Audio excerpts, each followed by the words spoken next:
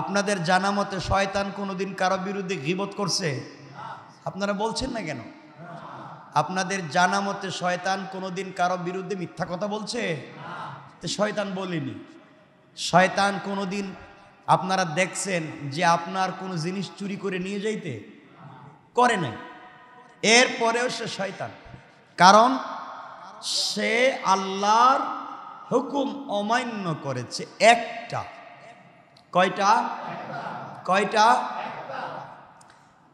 কথায় কথা চলে এসছে 1 মিনিটে বলে। কোরআনে কারীম সূরা আল হুজুরাত প্রথম আয়াত থেকে আল্লাহ শুরু করেছেন। এই 1-2 আয়াতের মধ্যখানে আল্লাহ বলছেন আনতাহবাতা আমালুকুম ওয়া আনতুম লা তাশউরুন, আমি তোমাদের জিন্দেগির সব বন্দেগি বরবাদ করে দেব, তোমরা টেরই পাবে না। জিন্দেগির সব আনতাহবাতা আমালুকুম, তোমাদের সব বন্দেগি বরবাদ, ওয়া আনতুম লা তাশউরুন, তোমরা টের পাবে না। কি পাবে না?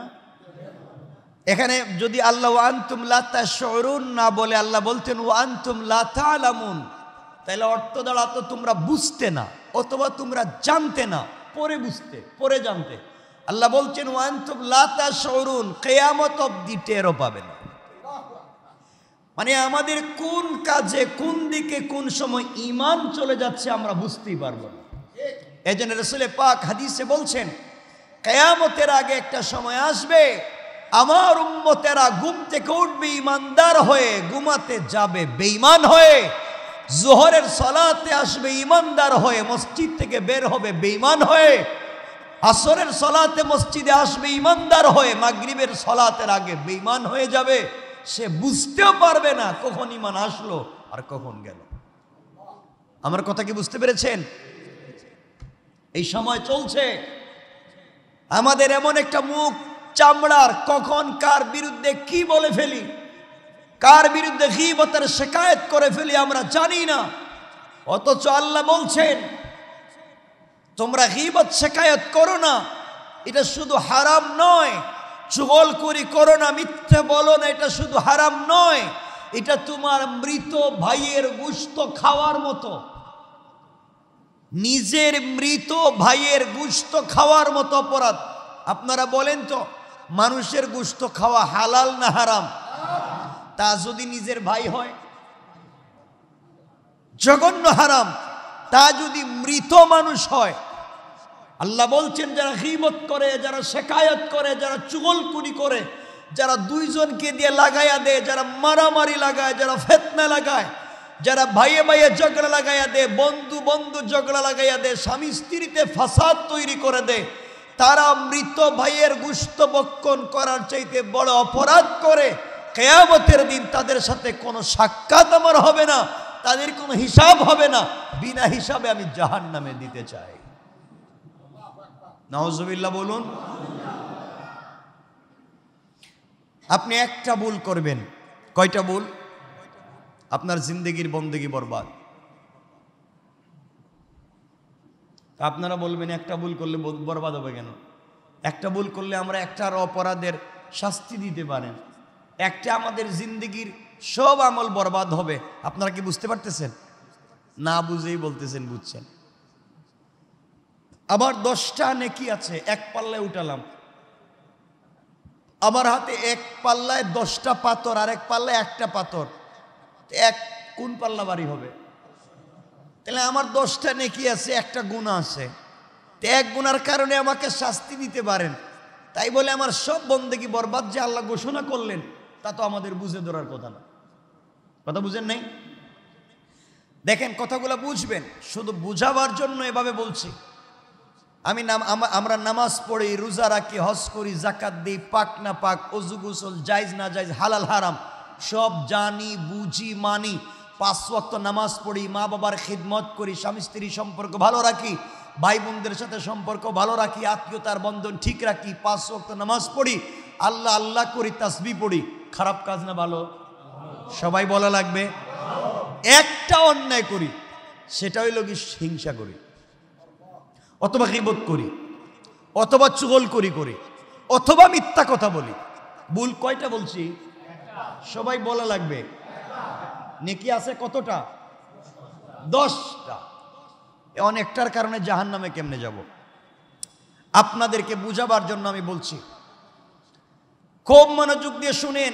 এই কথা আপনাদের প্রশ্ন থাকবে, মসজিদ থেকে বাইরে হওয়ার পরে আপনারা বলবেন, দেখছেন হুজুর কি বলল? হুজুর বলছি এক গুনাহ করলে নাকি সব বরবাদ। এটা আবার কোন জায়গায় পাইল?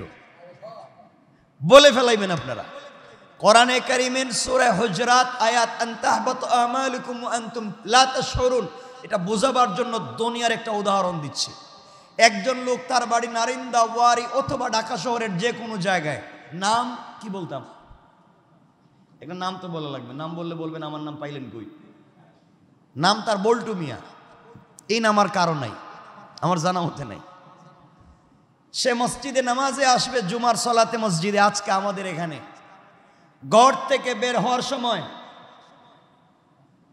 সুন্দর জামা পরেছে, সুন্নতি পোশাক পরেছে। কি কথা বলছেন না কেন?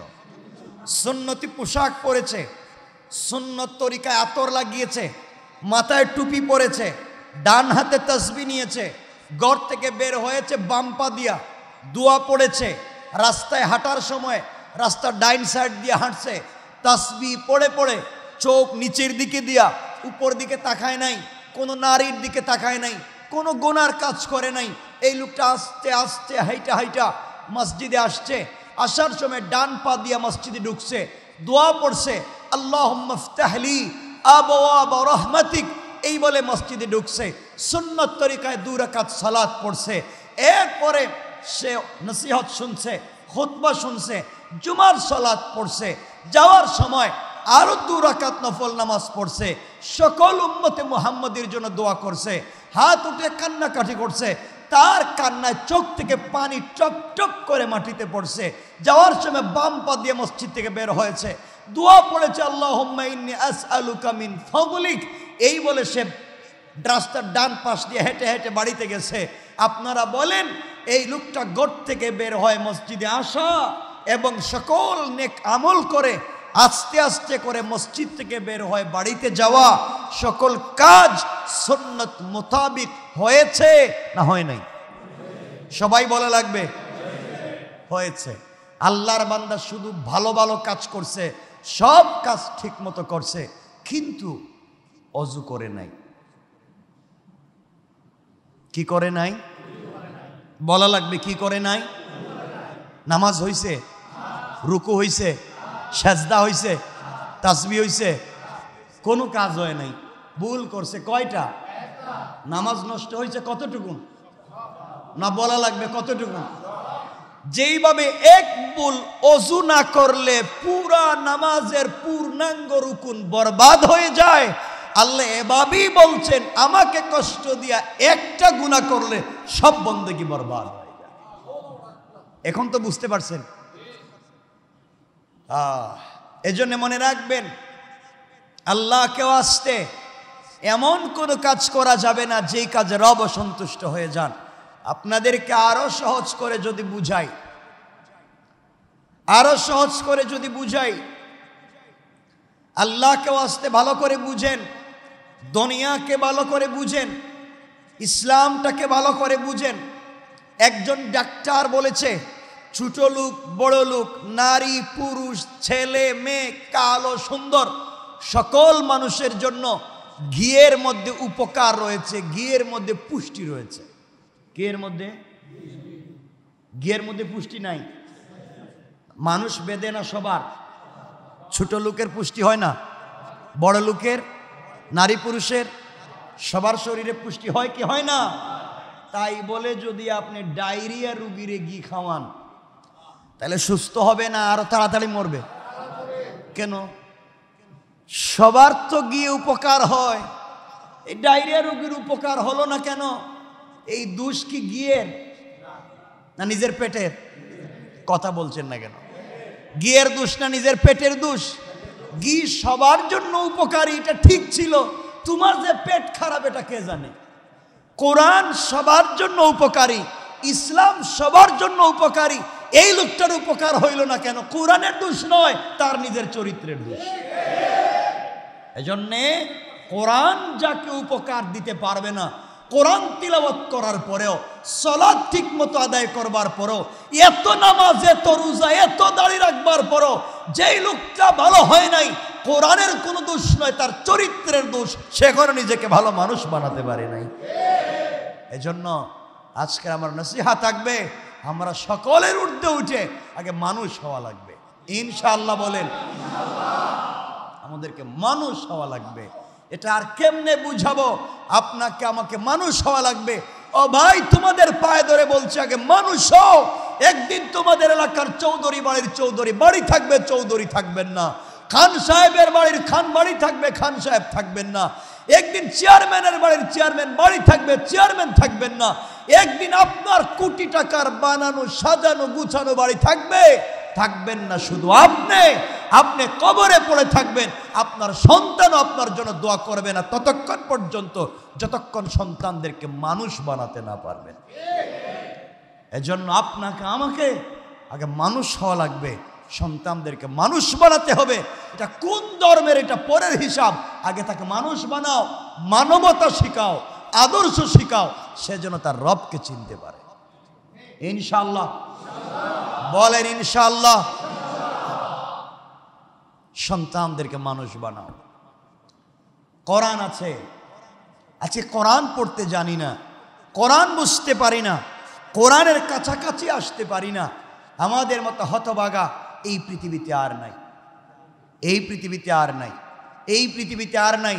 এই জন্য কোরআন পড়বো ইনশাআল্লাহ। আমরা আসছি এখানে, এই যে দেখেন, এই যে মসজিদে আসলাম সালাতে, এটা কি? ইসলামের একটা প্র্যাকটিসের জন্য একটা হল রুমে এসেছি, ইসলামের সেন্টার মসজিদে এসেছি। কেন? নামাজ পড়ার জন্য। এই তো চিন্তা করবেন, মসজিদে সালাত পড়বার জন্য শুধু আসি নাই, পৃথিবীর যে কোনো জায়গায় মুসলমানরা নামাজ পড়তে পারে। নামাজের জন্য মসজিদ শর্ত নয়। আমি যদি আসমানে বিমানে থাকি, বিমানের সিটে নামাজ পড়তে পারবো। আমি যদি নৌকায় ভাসমান পানিতে থাকি, ওখানে সালাত পড়তে পারবো। এক কথায় মুসলমানদের জন্য পৃথিবীর মাটি আর পানির হিসাব নাই। যেখানে থাকবে, যে অবস্থায় থাকবে, সে অবস্থায় সালাত পড়তে পারবে। তাহলে মসজিদে আসি কেন? মসজিদে আসি একটা ট্রেনিং সেন্টার। আমরা এখানে ট্রেনিং নিচ্ছি, রবকে বলছি রব। মসজিদে এসে তুমি বলছো মসজিদে এসে নামাজ শুরু করো, আমরা আসছি অজু করছি, তুমি বলছো আগে অজু করো।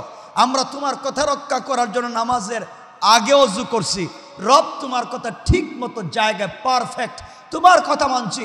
রব তুমি বলেছ তাকবীরে তাহরিমার জন্য হাত উঠাও, আমরা কান পর্যন্ত হাত উঠাইছি। এরপরে বলছো হাত বাঁধো, রব তোমার কথা তো মানছি। রব তুমি বলছো আগে রুকু দেও, তারপরে সেজদা দেও। রব তোমার কথা মতো রুকু দিছি, তারপরে সেজদা দিছি। রব তুমি বলেছো আগে ডান দিকে সালাম ফিরাও, আমরা তো আগে ডান দিকে ফিরাইছি, আমরা বাম দিকে আগে ফিরাই নাই, আমরা আগে সেজদা দেই নাই। রব বুঝাতে চাচ্ছেন তোমরা মসজিদে এসে যেইভাবে আমার হুকুম পালন করছো, আমি বলছি রুকু করো, তোমরা রুকু করেছো। আমি বলেছি সেজদা করো, তোমরা সেজদা করেছো। আমি বলেছি ডান দিকে সালাম ফিরাও, তোমরা করেছো। কোনো কথা বলনি, কোনো মতবিরোধ করনি, যেভাবে বলেছি সেভাবে করেছো। তোমরা এই ট্রেনিং থেকে শিক্ষা নাও। মসজিদ থেকে বের হয়ে তোমরা পরিবারে যাও, তোমরা ব্যবসা প্রতিষ্ঠানে যাও, তোমরা বন্ধু বান্ধবদের আড্ডায় যাও। এই ট্রেনিংকে কাজে লাগাও। বাকি 24টা ঘন্টা আমি রবের হুকুম সেভাবেই পালন করবে। কথা কি বুঝতে পেরেছেন? এটা হচ্ছে ট্রেনিং এর জন্য। আমি এখানে রবের হুকুম যেভাবে মানব, মসজিদ থেকে বের হয় সেভাবেই মানিনি। আমরা বলেন না মানি? মানি না।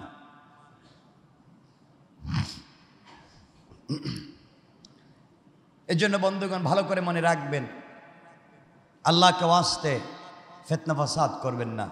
কে কোন ধরনের টুপি পরলো এর নিয়ে মারামারি শুরু করবেন না। কে কোন পাঞ্জাবি পরলো না শার্ট পরলো মারামারি করবেন না। আমি বারবার বলেছি, কে কি করলো কে কি পরলো তা নয়, যে অবস্থায় আছে ওরে ধৈর্য আগে মসজিদে আনেন। ও বেচার আগে নামাজ পড়ুক, ওর পেন ঠিক নাই গালি দিয়েন না। ও আগে মসজিদে আসতো না, এখন মসজিদে আসে দেখছেন নতুন নামাজ হয়েছে, বাপ রে বাপ, প্যান্টটাও ঠিক মতো পড়তে পারে না, লঙ্গিটাও ঠিক নাই। ও আসছিল আর জীবনে আসতো না। কে বলেছে আল্লাহর ঘর থেকে আরেকজনকে টিটকারি করে বের করে দিতে? ও তো আসছে, ও তো আসছে, যেভাবেই হোক, যেভাবেই প্যান্ট পরুক, যেভাবেই পাঞ্জাবি পরুক, যেভাবেই শার্ট পরুক, ও তো মসজিদ পর্যন্ত আসছে। কথা কি বুঝতে পেরেছেন? বহুত লোক তো আসে নাই। এর জন্য মানুষকে রব থেকে দূরে সরাইয়া দিয়েন না, মানুষকে রবের সাথে সম্পর্ক জোড়াইয়া দেন, মানুষকে দূরে ঠেলে দিয়েন না, কাছাকাছি রাখেন, মানুষ যেন আল্লাহকে চিনতে পারে। একদিন আসবে, মনে রাখবেন। এই জন্য বারবার একটা কথা বলি, আপনি আতরওয়ালার সাথে, যারা পারফিউম ইউজ করে, আতর যারা ইউজ করে, তাদের সাথে যদি চলেন, সে যদি আতর আপনাকে নাও দেয়, এরপর আপনার নাকে কিন্তু আতরে ঘ্রাণ আসে। ও খারাপ লোক যাই হোক মসজিদে আসছে, ভালো মানুষের কাছে আসছে, আর যাই হোক তার শরীর থেকে ঘ্রাণ না থাকলেও আপনার শরীর থেকে তো লাগবে। আর আপনার ছেলে মসজিদে না এসে ও যদি রাস্তায় বখাটের সাথে মিশে, দেখবেন যারা রাস্তাঘাটে হাতুড় দিয়ে কাজ করে, যারা রাস্তাঘাটে জ্বালায়া কাজ করে, এদেরকে কি বলেন? কামার। কামারের কাছে বসলে কামারের কাজ না করলেও কিন্তু ধোঁয়া লাগে, লাগেনি? খারাপ লোকের কাছে গেলে খারাপ কাজ না করলেও আপনি যে খারাপ এটা মানুষ বুঝবে। এজন্য আমরা খারাপের কাছে থাকবো না ভালো মানুষের? বলেন না ইনশাআল্লাহ। আমার কথা কষ্ট পাচ্ছেন? আপনাদের সাথে কি মারামারি আছে? আমার লেনদেন আছে? এগুলা বলার উদ্দেশ্য কি? আউয়ালান আল্লাহ যেন আমাকে হিদায়াত দেয়, পাশাপাশি আপনারা আমরা সবাই যেন জান্নাতে যেতে পারি। আমি একটাই চাওয়া, একটাই বলি, কিয়ামতের দিন আল্লাহর কাছে ইনসাফ চাই না। ইনসাফের হিসাব গেলেই কেউ জান্নাতে যাইতে পারবে না। আল্লাহ যদি আল্লাহর কাছে বলি আল্লাহ ইনসাফ চাই, আল্লাহ বলবেন ঠিক আছে, কয় রাকাত নামাজ পড়ছো, কয়টা রোজা ভাঙছো, কারে কোন দিন গালি দিছো, কারে কোন দিন নাট বল্টু উল্টা পাল্টা দিছো, কাগজ কলম নিয়ে আসো হিসাব করি। তাহলে দেখবেন একজনও জান্নাতে যাইতে পারবে না। ঠিক আছে না? আমরা কি চাইবো? দয়া চাইবো। আল্লাহ কিয়ামতের দিন কোনো বিচার চাই না, কোনো ইনসাফ চাই না, তোমার কাছে দয়া চাই। আমরা গুনাহগার, তোমার নাম তো গফফার। আল্লাহ আমরা তো গুনাহগার, তোমার নাম তো আজিজুল গফফার। আল্লাহ তুমি আমাদেরকে বিনা হিসাবে দয়া করে ক্ষমা করে দাও। রবকে যদি খুশি করতে পারি, শুধু আমাকে কেন, আমার আপনার ওসিলায় আরো 10 জনকে হয়তো জান্নাত দিয়ে দিবেন। পারবো তো ইনশাআল্লাহ? ইনশাআল্লাহ পারবো তো ইনশাআল্লাহ। এজন্য আল্লাহকে আমরা চিনতে হবে, রবের কাছাকাছি যেতে হবে, রবকে ভালোবাসতে হবে। আর আমি এতক্ষণ যা বললাম সব কিছুর উদ্দেশ্য হচ্ছে একটাই, যেভাবেই হোক, যে অবস্থায় হোক, রবকে সন্তুষ্ট করা। ইনশাআল্লাহ পারবো। রবকে সন্তুষ্ট করার সহজ পদ্ধতি কোন জায়গায়? নামাজে। কোন জায়গায়? নামাজ। কোন জায়গায়? পারবো তো ইনশাআল্লাহ? 5 ওয়াক্ত ইনশাআল্লাহ। বলেন না ইনশাআল্লাহ? ইনশাআল্লাহ। এই শেষ 5 ওয়াক্তই শেষ নাকি আর কিছু পড়বেন? তাহাজ্জুদের সালাত 2 রাকাত হইলেও পড়িয়েন, ঈশার নামাজের পরে হইলেও পড়া শুরু করেন, ঘুম থেকে উঠলে হইলেও শুরু করেন। শুরু করা যায়, আমরা শুরু করতে পারি, আমরা পড়তে পারি ইনশাআল্লাহ। পারবো তো ভাই?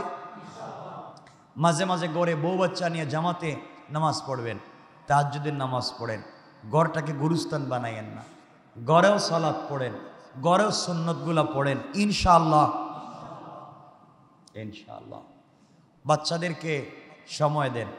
বাচ্চারা আজকে টেলিভিশন, বাচ্চারা আজকে মোবাইলে যতক্ষণ সময় দেয়, বাপ আপনি যদি 20 মিনিট সময় বাচ্চাটাকে দিতেন, বাচ্চার সঙ্গে রাসূলে পাকের জীবনী নিয়ে কথা বলেন, বাচ্চাটাকে সাহাবায়ে কেরামের জিন্দেগির ঘটনাগুলো বলেন, আপনার মেয়েকে আয়েশা সিদ্দিকা, আসিয়া, খাওলা, সুমাইয়া, ফাতেমা এদের জিন্দেগির কথা বলেন, ওদের কাছে বলেন। ওরা উগ্র হবে না, ওরা সন্ত্রাসী করবে না, ওরা জঙ্গিবাদের দিকে যাবে না। তাদের কাছে রাসূলের আদর্শের কথা বলেন। আমার নবীজির আদর্শ এটা তো পৃথিবীতে একজন, এক পিস।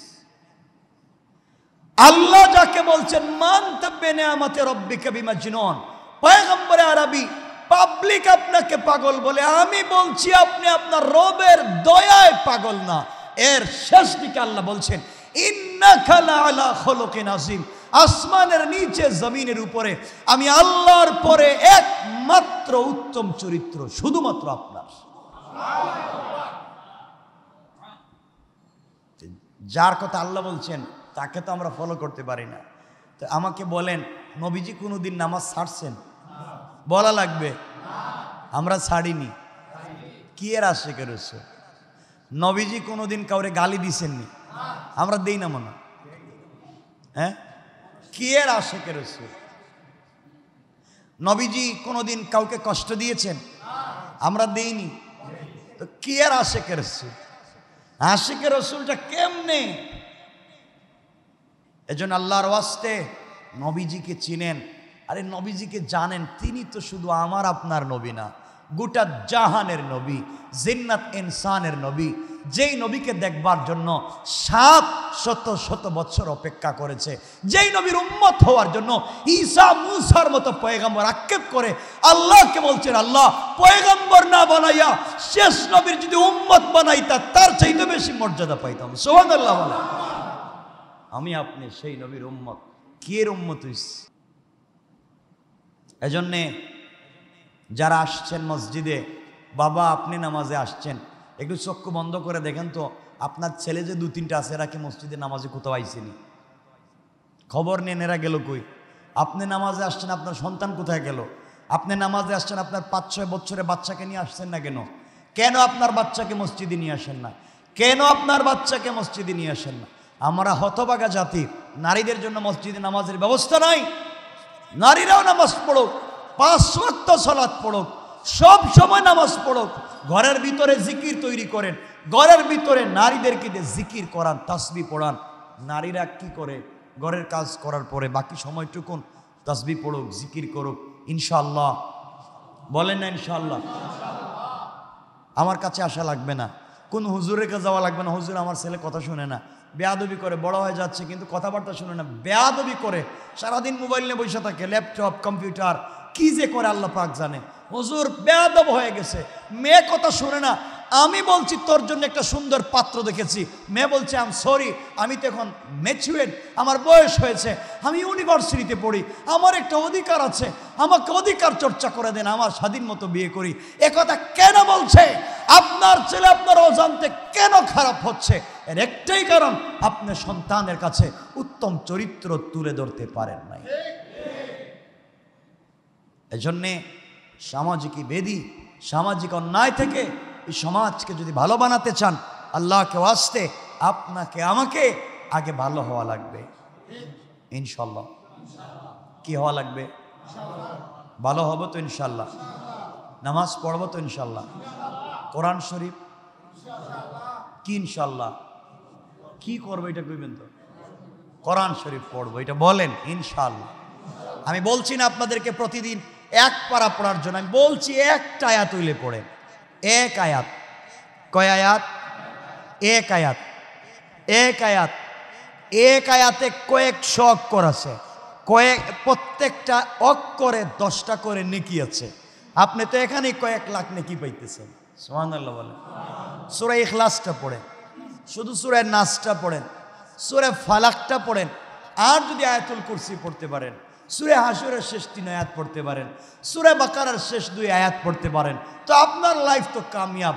আপনি সূরা বাকারার শেষ 2 আয়াত পড়ে ঘুমায়া যান, কসম রব্বে পাকের জাতের, রাত্রে আপনার মওত হবে না ইনশাআল্লাহ। আপনি মরবেন না, আপনি জিন্দা থাকবেন। সূরা বাকারার শেষ 2 আয়াত পড়ে ঘুমায়া যান, তাহলে তো আর মরার কোনো টেনশন নাই। বাঁচতেই তো চাই সবাই, নাকি? কি বলেন? অসুস্থ হলে ডাক্তারে যান কেন? বাঁচতে চাই। একবারে দেখবেন হাঁটতে পারে না বেচারা, এরপরও অক্সিজেন লাগায় রাখছে, লাইফ সাপোর্ট দিচ্ছে, লাইফ সাপোর্ট, জীবনকে সাপোর্ট দিচ্ছে। কেন? বাঁচতে চাই। আমি বলছি বাঁচতে চান, সূরা বাকারার শেষ 2 আয়াত পড়েন, বাঁচবেন তো, মরবেন না। আর যেই দিন মরবেন ওই দিন পড়বেন না, বুঝতে পারছেন? যেদিন মরবেন ওই দিন পড়বেন না, ভুলে যাইবেন। আল্লাহ আমাদেরকে কবুল করুন। সকল কাজের শেষে ধৈর্য ধরবো ইনশাআল্লাহ। কার উপরে? ধৈর্য ধরেন, ধৈর্যের ফল বড় মিষ্টি। ধৈর্য ধরেন জিন্দগিতে, এর মতো কামিয়াবি আর নাই। এ কথাগুলো আলোচ্য আয়াতের ভিতরে আল্লাহ বলছেন, পার্বত ধৈর্য ধরতে ইনশাআল্লাহ। অনেক অসুস্থ হয়ে গেছে, অনেক অসুস্থ, জোড়ায় জোড়ায় ব্যথা, মাথায় ব্যথা, জ্বর, সর্দি, কাশি, খুব কষ্ট পাচ্ছি, খুব কষ্ট। আল্লাহ মনে আমার কথা শুনেন না। আরে আল্লাহ তোমার কথা শুনবে কেমনে? তোমার দিলের ভিতরে যেটা আছে এটাই তো আল্লাহ জানেন, তোমাকে বলা লাগবে না। আল্লাহ সব জানেন, বুঝেন, শোনেন। আল্লাহ সামিয়া, আল্লাহ বাসির, আল্লাহ আলিম। তিনি জানেন, শোনেন, বুঝেন, দেখেন, সব ঠিক। এজন্য আল্লাহকে ধোঁকা দেওয়া যাবে না, আল্লাহর চুকুর আড়ালে যাওয়া যাবে না। সব জানেন। হয়তো আমি আমার মতো করে বলতে পারতেছি না। আল্লাহকে একদিন বলি, আল্লাহ কেঁদে কেঁদে তোমার দরবারে আসছি, হেসে হেসে যেতে চাই। রব দেখবেন আপনার কথা শুনবেন। একটা দিন সেজদায় পড়ে কাঁদেন না, একটা দিন রবের কাছে সেজদায় পড়ে গভীর রাত্রে বলেন না কেন?